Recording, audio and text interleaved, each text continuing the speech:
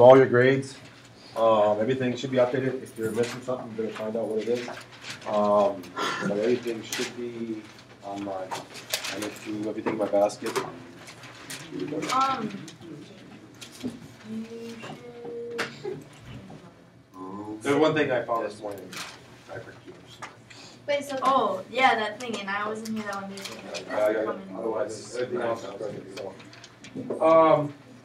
grades are about where they are. Like I said, we're going to have some quizzes. Actually, this chapter is probably the one where I throw a lot of quizzes at you. Are they surprised? Some are, some aren't. What I mean by this is, like the circle, that's going to come up here pretty quick. Like what day are we thinking right now? Monday? That might be your weekly quiz. I don't know. A week? No, that's what more than a weekly quiz. We should print one off so we can all study afterwards. So, and you can get those. I can print one off later. That's fine. Agree. And I don't know if that'll be a weekly quiz. Also, terms. I mentioned yesterday about putting one online. I might make it where everybody puts your definition out, or something online. I put a word out, you put your definition. That'll be worth points for homework. You know, easy way is kind of like a blog where you put your definition on. You don't like somebody's definition, or you think you could think of a counter example, put it out there. I don't think So a couple on that line. Just for reference, I'm going to think ahead a little bit. Today is Thursday, Friday. Monday is going to be a weekly quiz. Just for reference, I think ahead a little bit. If there is no school Monday or 2 hour late start, we still have a weekly quiz. Why? So they're talking like 15 inches of snow on Sunday. Sweet. 14 inches. I heard winds up to 45 miles an hour. Wait, it's just mostly call us school. No, seriously, I heard. So if there is no school or 2 hour late start, we still have it. Well, why don't you just post it on a model? We can still do it. So I haven't got that far behind yet. So okay. So let's get going in here. We left off yesterday with the definition of linear speed and angular speed.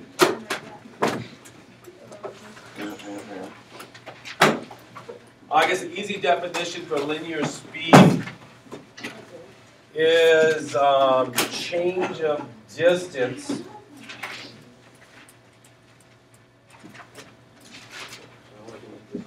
linear speed is change the distance over time, over a period of time. So linear speed is changing your distance over time. And then that distance works with speed. Angular speed is your change of your angle over time. Angular speed is measured in radians per second or radians per minute, something along that line. Formulas you'll see. I can't remember. I can look. Change of so linear speed is change of distance over time, and angular speed is change of angle over time. Now, a couple of things you want to know. Linear speed. I don't like them. Sometimes I don't like what they use for letters in here, but we'll use what the book uses. They uses V is equal to S over T. V is your speed. S is your distance. S is distance. T is time. Angular speed is W, is theta over time. Angular speed is W. Theta is your angle, and your angle has to be in radians. Has to be in radians.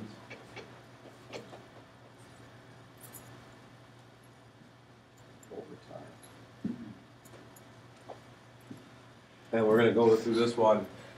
It has to be in radians over time. Yeah, and it has to be in radians. Your angle is not going to be in degrees, so it's like What's the W stand for? angular speed, What does V stand for? linear speed. Now, linear speed in terms of angular speed, easy way to put that one is linear speed is equal to R times your angular speed. linear speed in terms of your angular speed is linear speed is equal to your radius, r is your radius times your angular speed. So you're saying we might have to get two answers to get the third answer? Yep. What did you say, Ron, then linear speed is equal to radius, and then radius times? Linear speed is equal to, linear speed in terms of angular speed, your linear speed is equal to your radius times your angular speed. Oh, okay. And you can get into how, why it's that over time and all this kind of stuff, but we'll look at different options. Like number 8 here, I put this down here, class number 8 here. Long before iPods that hold thousands of songs and play them with super audio quality. And you probably heard it, individual songs were delivered at 75 RPMs and 45 RPM records.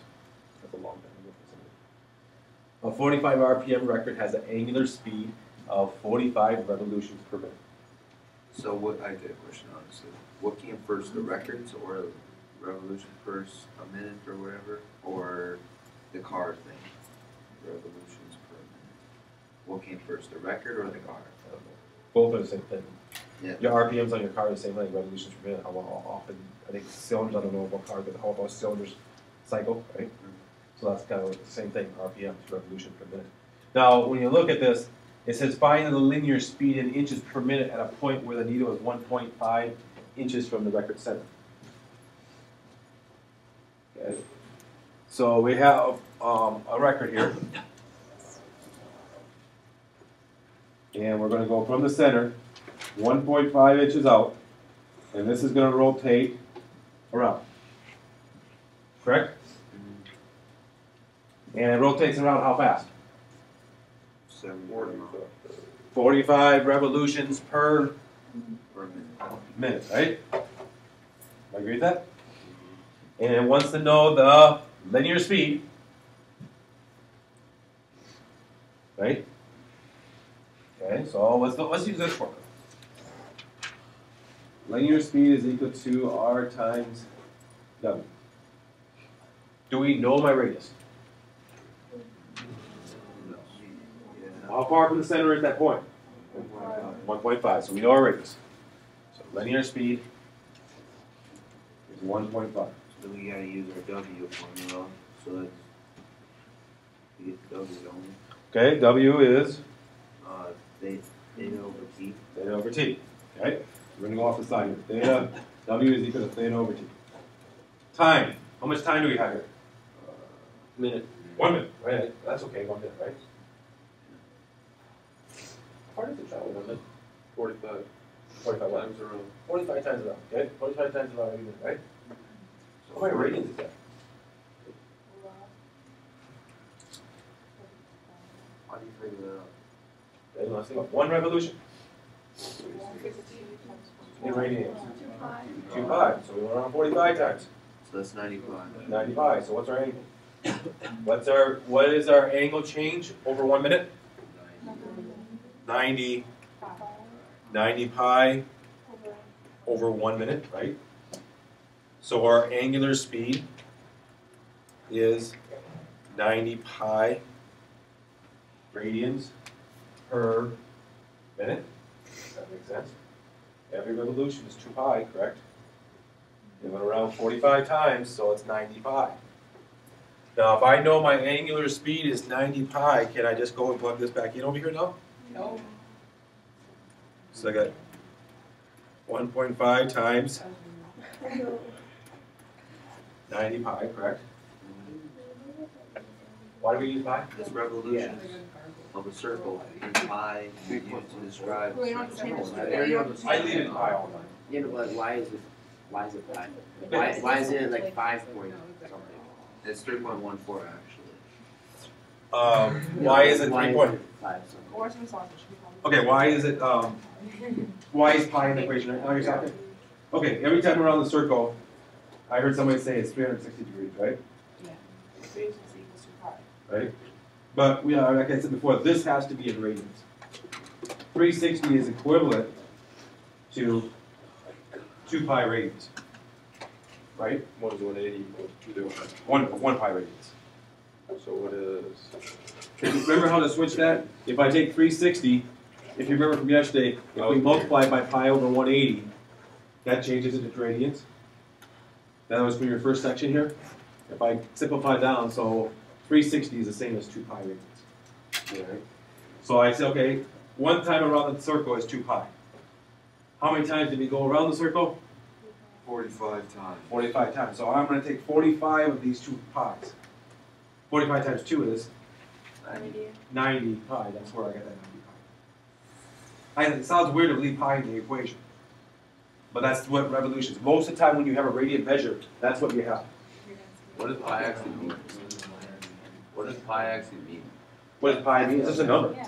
Like, what is it? It's irrational. Is it irrational? Yeah, but why are we using pi though for it? Like, why is pi? Why pi? What does pi represent for a It's circle? Yeah, never ending number. what does pi represent for a circle? What does pi represent for a circle? It represents, let's see, there's a lot of ways. Pi represents what the circumference divided by the diameter is. That makes sense. So then you always get pi. Yeah, pi. If you take your circumference divided by your diameter, you're always going to get pi. Well, it's like 27 So if you took your circumference divided by 2 pi r, take it divided by 2 radius, you're going to get pi. Catherine Buckey, please come to the office. Catherine Buckey. You know, so I mean that's just a way to think about. Pi is a unique number, you know, but it's just how it works. So on this one, so in 45 RPMs, if I multiply this out, I don't have a calculator. I got 424.115. Are you guys by pi or leaving it in pi? Oh, you can multiply pi out. I used the pi symbol. This was when you get 424.115. 115. Okay. And that is what? Inches? Per minute. Inches per minute.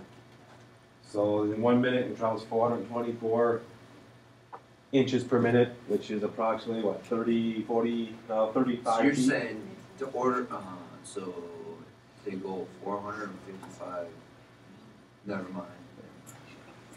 So there goes 360 is 2 pi, 180 is pi, what is the fourth? And Pi over 4.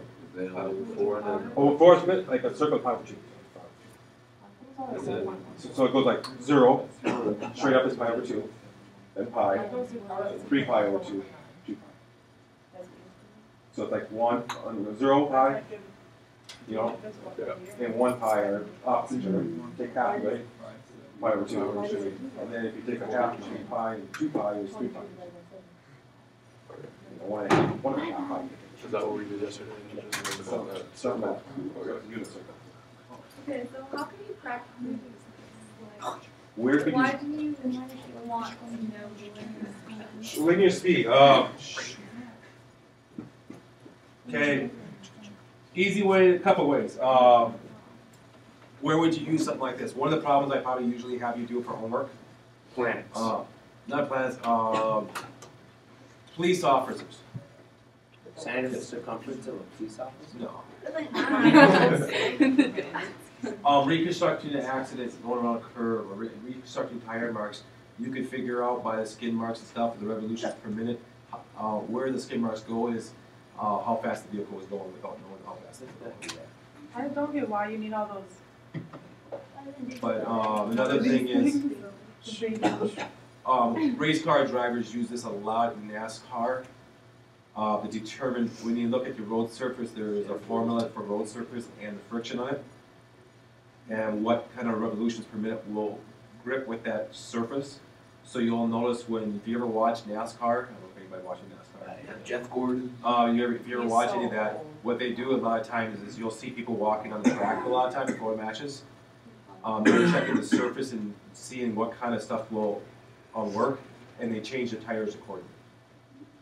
Because of the revolutions per minute, certain tires revolve faster than other tires. Well, bigger than tires. One of the easiest ones right now is go on your computer and go on to your hard drive, and you'll say your hard drive speed is so fast RPMs. Revolutions per minute. That's how fast The faster the RPM is, the faster your computer is. How fast you get your data. So if your RPMs on your computer is 100 RPMs, and the next person's 1,000, who's gonna get the data first? The 100, of course. You know, so that's, everything's based on a lot of the RPMs. Cylinders of a car, you know, RPMs, how fast the car works. But I think what else is it? You know, you kind of, I mean, stupid example I had, I remember reading in one of my pre-calc books, I don't have the book anymore, was this. How fast a Ferris wheel goes around a fair. You know, and why doesn't it go faster? We figured out if it went a certain speed, the people would be flying off. So that probably would not be good. So that's kind of where you want to make maximize. Just some examples you want to look at. Okay. That's it for one. Number 2. Section 2. Section 2. 5-2. Let's just review. Most. Size of the triangle, most you know the size of the triangle from last year. We have opposite, adjacent, and hypotenuse. I think most you can remember those. Hypotenuse is always opposite right angle. Your adjacent will depend on which angle you're working with. So if I was working with this angle down here, my adjacent would be here, my opposite would be here. If I was working up here with angle A, my opposite would be down here, my adjacent would be up here, correct? We dealt with that a lot last year when we did our trig functions. We also dealt with 3 trig functions last year. We're going to add to them. Last year we dealt with the sine, which is opposite over hypotenuse, if you remember SOHCAHTOA. Cosine is adjacent over hypotenuse. And tangent is opposite over adjacent. Now, you might want to write down, we're going to add 3 new ones. You might want to write these down. The 3 new ones are cosecant, the cosecant, CSC, and I'll write it a little bigger here, the cosecant of theta, which is hypotenuse over opposite. It's the reciprocal of sine. It's the reciprocal of sine. The secant, and the secant is the reciprocal of cosine.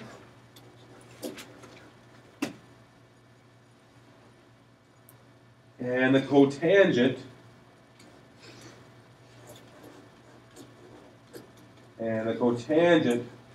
is the reciprocal of tangent. So we've got cosecant, secant, and cotangent, so the reciprocals there. So really we have 6 functions to work with. I always still use the SOHCAHTOA thing, sine opposite hypotenuse, cosine adjacent, and tangent opposite adjacent. It's easier to know which one goes with each other. Tangent goes with cotangent, that's pretty obvious. I always say the first letters don't match up on the other ones. Sine and cosecant, and cosine and secant. The first letters don't match up. That's how I remember which one goes with which. So the top one's reciprocal cosine or sine? The top one's the reciprocal sine. Okay. If you know sine is opposite of hypotenuse, and hypotenuse over opposite. The reciprocals of each other. If they're reciprocals of each other, what happens when I multiply 2 of those together? Cancel. You get 1. You get 1. You cancel out equals 1. So if you multiply a cosecant of an angle times the sine of an angle, you're going to get 1. You multiply cotangent of the angle times the tangent of the angle, it has to be the same angle. Then you get 1. So when you have those 2 angles, they cancel each other off. And this is an important part. We talked about this before. The trigonometric functions of values of theta depend only on the size of the angle, not the size of the triangle. And people get very confused on that. These trig functions, and that's what I want you to know.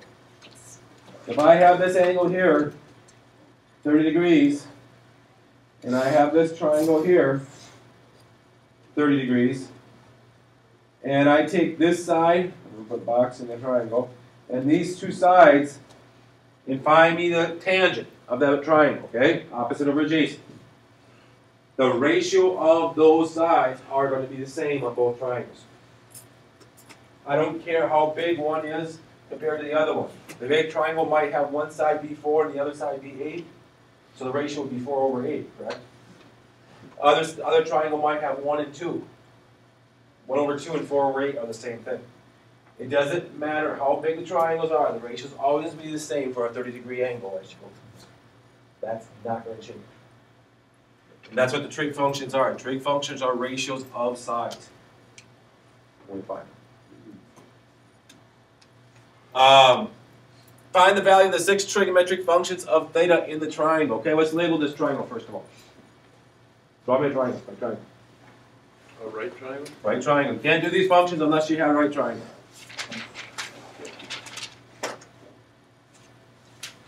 I knew you were drawing. You drew it the other way.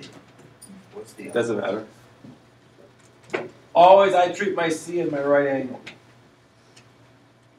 A and B doesn't matter. I usually put my A in the bottom, B up here. So on here, A is theta.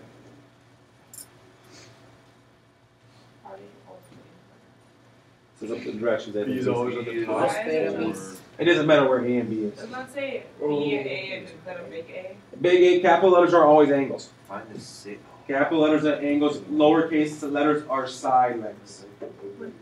So on here, lowercase a means side length is 3, right? Where is my lowercase 3? Opposite of A. It's opposite your side, so over here is going to be 3. Opposite my side length B is opposite my side B, which is going to be down here is 4. My hypotenuse is 5. If you don't remember that, it's a Pythagorean triple, but you could do A squared plus B squared equals C squared with the hypotenuse. Now what the problem asks us to do here, it says find the value of the 6 trigonometric functions. Without looking. By yourself. Okay, I'm going to name them off. You write them down. I'm not going to give them in order on the sheet of paper. First one. Looking at the triangle, we're working with angle A. Tell me what the cosine of A is. Ratio. I'll help you out. Cosine of A on this first one I'll give you. Cosine of A is 1 over what? Adjacent over hypotenuse. So which is my adjacent side? 4. According to angle A, my adjacent is going to be 4. My hypotenuse is going to be 5. So my cosine of angle A is equal to 4 over 5. Oh, wait. That's not you. This is my adjacent. So I'm just looking at angle A. It says find me the value of theta. Theta's down there. Okay? That's angle A. Write me down sine. I'm not going to answer these now. Write me down what the sine of angle A is. Notice when I write this down, I do put the angle. You could put A, you could put theta, but you better have an angle in there.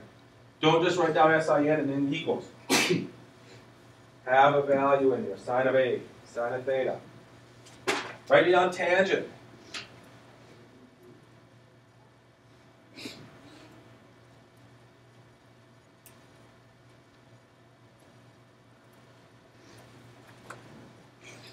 Secant.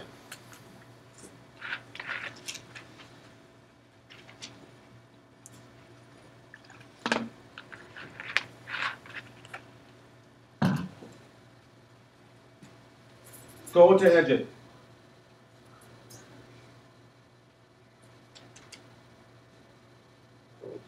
Next.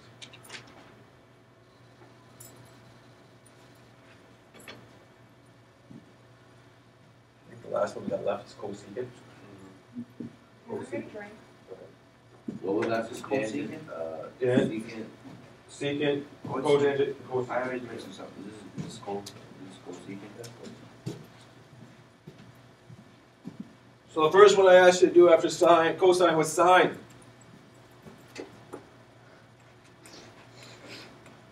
Sine of A, 3 over 5. 3 over 5, opposite over adjacent. Tangent 3 over 4. of A is opposite over adjacent, which is what? 3 over 4. Okay, and then I think I went to secant. 5 over 4. Secant, now, if you remember from when we started here, secant I said was the reciprocal of the original, right? Secant is the reciprocal of cosine, which would be 5/4. It always goes together with cosine. You just flip. Then I went to cotangent. Cotangent's reciprocal of tangent, which is 4/3. And what's the last one? Cosecant is the reciprocal of sine, which is going to be 5/3. Okay? Follow me? 6 straight functions for angle B. Same thing. Give me all 6 for angle B now.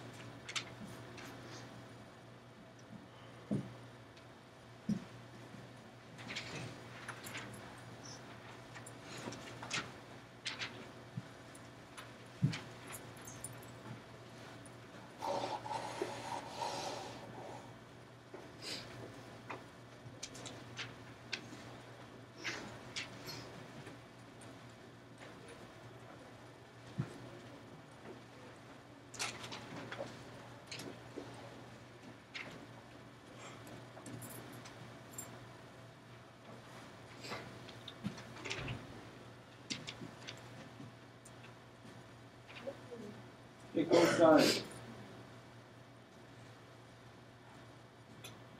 3/5. 3/5. Cosine's going to be 3/5. With angle B, you notice you're adjacent and opposite side switch. Here's my cosine. This is going to be my adjacent side now. This is my hypotenuse. Stays the same, right?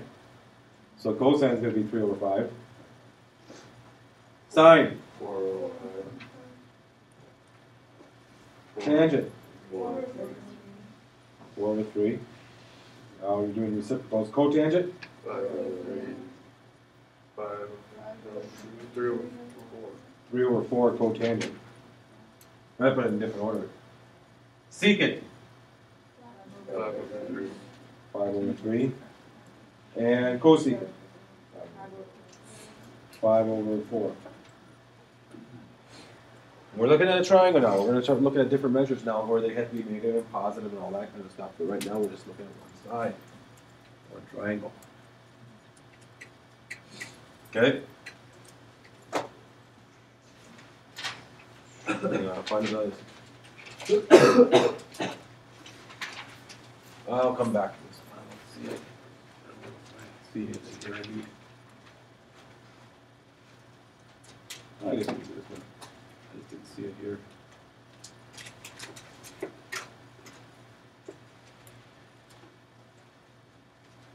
Here's angle A. This is theta.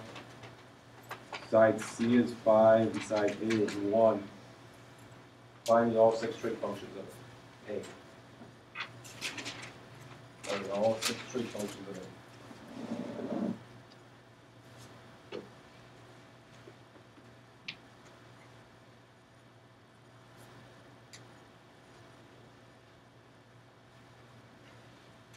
So I'll give you a hint. First step you have to do is Pythagoras verify it. Pick up the other side. So 1. It's a 1.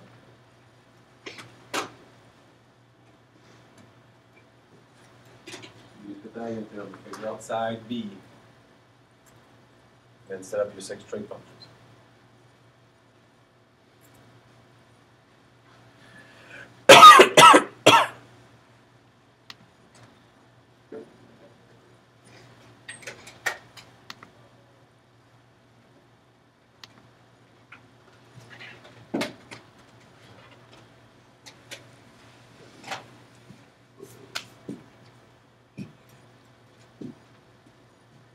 We're just leaving the square root form. I would rather have the square root than this.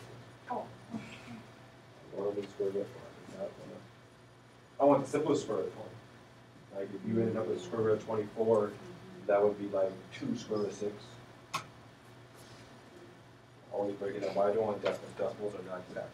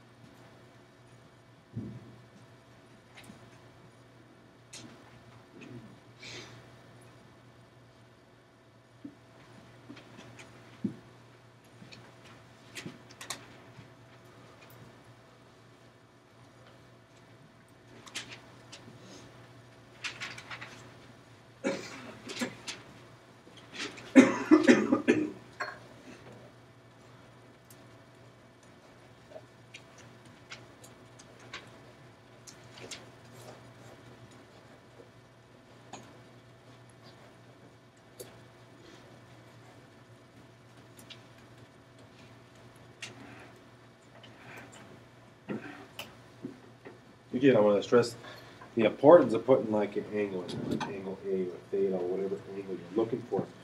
And the reason I say that is I'm going to mark it wrong if it's not there, first of all. And the other reason is, I mean, I want you to not get in a bad habit, but people get in a bad habit where if I don't mark it wrong and you get to college and you forget that, that means a whole different thing if there's no angle there. So we're going to make sure that's there as you go through. Oh, cosine of A. 2 square root of 6 over 5. Okay, 2 square root of 6 over 5. Sine of A. 1 over 5. 1 over 5. And tangent. Okay, 1 over 2 square root of 6. Cotangent. 2 square root of 6. 2 square root of 6 over 1 or 2 square root of 6, right? Secant. 5. Secant, the reciprocal of what? The sine. No. Cosine. Cosine. So this one would be 5 over 2 square root of 6, right? And cosecant? 5. I think. Easy? Yeah. Wrong answer. I got a question. Wrong answers? Can't have denominator, can't have square roots in the denominator. So go right to the square roots on the denominator. I'll answer 2 questions. You know, like, I want to know what's happening. I just want to be in education. Your adjacent makes up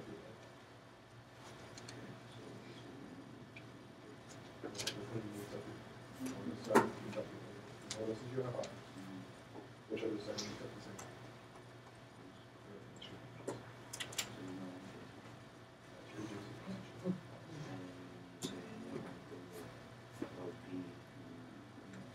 Which one makes up your side? So it's the furthest one away. Okay. Watch your Yeah, side. come finger. You see it. Everyone sees. What? Oh, What? Okay, so if I simplify this, square root of 6 on bottom and top, I'm going to get the square root of 6 over 12. What? Okay, can you tell me? And So- the squares just cancel out, which is 6 times 2 on the Yeah, bottom. 6 times 2 on the bottom, yep. Multiply by the common square root that gets rid of it. So on here, I'm going to multiply by the square root of 6 and square root of 6. On top, I'm gonna get the 5 square root of 6. On the bottom, I'm gonna get 12. Can't have square roots in your denominator, so you have to rationalize the denominator.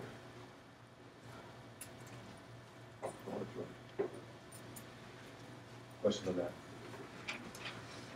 Not too bad. Till we start there. We talked about this yesterday, the two special right triangles, 45, 45, 90, 30, 60, 90. Not gonna get into that too much right now. If I asked you now, and this is what we talked about, I don't know if I want to do this, because we talked about this yesterday, dealing with 30, 60, 90, and 45, 45, 90, to figure out the sides, right? The sides are 1 square root of 2, or x square root of 2, x, 2x, x square root of 3, right? Nothing unnormal there. And my table. All the trig functions from 0 to 360. All the trig functions.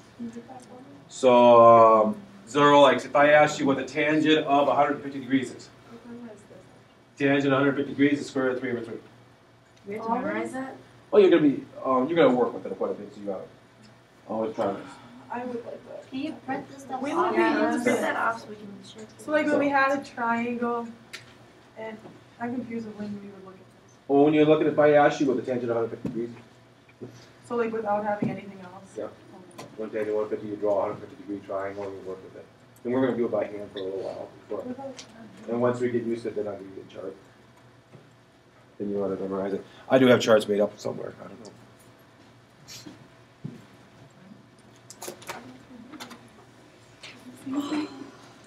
Same chart. Later on, you'll get that. Then the circle thing? What? That- Oh, I had the circle thing for- Circle thing somewhere else. I don't know where that one is. We should make copies of it. You got formula sheets here. You know, unit circle here. Got all the formulas we deal with this year. So, there's a lot of different ones. Okay, so some reciprocal identities. Forget about this G down here for a second. Don't worry about this one here. That doesn't belong there. A couple of things. One of the things you need to know. We're going to use these quite a bit. I said a second ago, the sine is the reciprocal of cosecant, right? Cosecant and sine go together. And that's what these formulas kind of go with. It says here, cosecant is Mary Frigin, 1 please over come to sine. the office. Mary Frigin. Okay? What does the U stand for? U is your angle. You can use any letter for your angle. Usually, some of these, they use U, a lot of times they use Greek letters. But for now, they're just using the letter U. Secant is the reciprocal of cosine. And cotangent is reciprocal of tangent. Okay? And they go hand in hand together. So tangent is reciprocal of cotangent. So if I know tangent, I take it, flip it upside down, I get cotangent, right? Cosecant goes with secant. Sine goes with cosecant. Now the two that I use probably most often, besides some of the ones I use most often, probably this is the one I use quite a bit. Tangent, if I know my sine and I know my cosine and I divide sine by cosine, I get the tangent. Sine divided by cosine is tangent, always. I use that one quite a bit. And we will use these quite often. And cotangent goes hand in hand. If tangent's this, reciprocal of tangent is cotangent, and cotangent would be cosine over sine. Okay. So you don't use sine and cosecant for your reciprocal identity? Do I use these? I use them all. Secant. So we Why do do you this do when we both? don't have a triangle? Yeah, you'll use some formulas for this to simplify your equation down. Well, what we're going to get into is solving down I can't have a equations. picture in equation. You know, some of the equations you'll get into is, let's say I give you, I don't know, a nasty looking equation, secant squared of x plus. So these are cosecant. numbers? Or These these are are like- kind of like X and Y? and Yeah, stuff? these are kind of like x and y. Um, We're going to get into a lot of the different, you're going to get out of your comfort zone a little while. yeah, I'm there. So you're going to have to get used to it. The one that you'll see on your ACT test every year, the bottom one, bottom left-hand corner, sine squared plus cosine squared equals 1. Ah. 1. So when you type these into your calculator, what's happening? What do you mean type it in? Or like when you use that chart and everything, I don't, If I type in any angle, okay? Yeah. Let's pick an angle, 60 degrees. Okay? If I go on my calculator, type in sine of 60 squared, and I add cosine of 60 squared, right? I'm gonna get 1. Every time. okay. And if I do any angle, if I type in sine of 42.68 degrees squared plus cosine of 42.68 degrees squared, I'm gonna get 1. Just works out. The easy way to think about it is how do we prove sine squared plus cosine squared equals 1? I want you to think about this, okay? Draw me a right triangle. Draw me a right triangle. Let me draw a right triangle. Because you'll be drawing from us. Okay? Label the bottom right-hand corner or left-hand corner, whatever way you drew your triangle, label that angle A. Okay? Now label your sides accordingly. Write down what, label your side that's the opposite. Label your side that's the So adjacent. the 90-degree angle is A or the opposite of Or what opposite your 90 degree angle. Not your 90 degree angle is A. A is not, C is always your 90 degree angle. Oh, C is always 90 degree angle. So I'm just going to draw my right triangle like this. I'm going to say my A is down here, right? Now I know this side over here is, this side over here is, opposite. this side on here is. Okay. What do we know about right triangle? It could be 45. It's all right triangles, not just one. All. What do we know about? Two sides of it. What was yours? Hypotenuse is the longest side. What else? Well, we don't know if both sides are the same. The A point is always the opposite. I'm looking for something. All the angles equal 180, but what do we know about the sides? Opposite over. What's that? Okay, a squared plus b squared equals c squared, right? Okay, I'm going to write that down. A squared plus b squared equals c squared, right? Agreed? Yeah. What is that? Pythagorean. Pythagorean, right? Which one's c? Okay, wherever you see a c, put the hypotenuse in that formula. Wherever you see a c on here, we're going to put the length. The length of this side is hypotenuse, right? So wherever you see a c, I'm going to put in this formula hypotenuse. Squared. Which one's a? Does it matter? No. Pick one. I'm going to say a is my opposite side. Okay? So wherever I say a, I'm going to put opposite squared, right? Plus adjacent. Does everybody agree with that? If these were my lengths, does that make sense? Okay, now I'm going to give you something. What do you do to one side? Yeah. Divide both sides by hypotenuse squared. Divide both sides by hypotenuse squared. Not changing the property. Divide both sides by hypotenuse squared.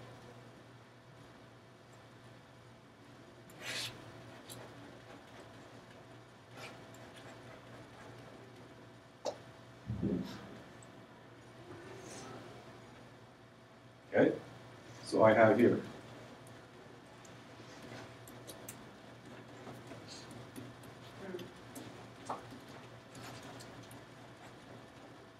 Right? What's anything to have that on? What's opposite of hypotenuse? Sine. If it's squared, what do you think it is? Sine squared. Sine squared. I'm going to say Plus cosine. cosine squared. Loss adjacent over hypotenuse is cosine. cosine Oh my god. equals. Did we just prove it? So you're saying on the test, that's what we have to do, is say, prove that sine squared u plus Yeah, how would we put cosine it in the squared. Why do we do an angle in that? Because angle is your, when you do sine of A, that means it's the ratio, right? Sine length. We got our ratio, now we're just going back to the okay. You should be working on 5 too. I ain't not assign. I'm even going to assign you 2 problems to hand tomorrow. Yeah, you Not for the book. I'm gonna 52 tomorrow. Prove the other 2 in the bottom. Okay, Oh, wait, That's right. right. Follow the two, other two yeah, I'll angles. write them down. Okay. Prove those two. Besides working on 5.1 and 5.2. I'd really advise you do not waste your time on falling behind in this stuff. Make sure you're working on 5.1 and 5.2. You're proving that 1 plus tangent squared equals secant squared. So we just do what we just did. I like this, yeah.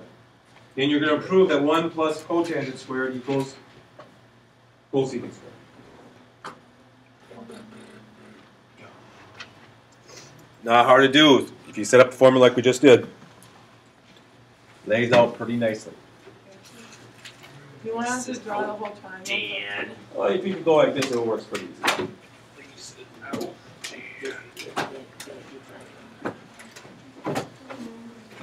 Fisher, how do you think